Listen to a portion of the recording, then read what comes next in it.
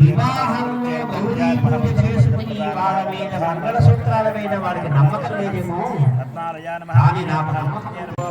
అందువల్ల పార్వతీదేవి దగ్గరికి వచ్చారు అందరు కూడా. అప్పుడు ఈ లోకాలని మనల్ని అందరినీ రక్షించాల్సిన బాధ్యత ఆ త్రికరణ శుద్ధిగా గౌరీ పూజ చేసుకుంటే వివాహంలో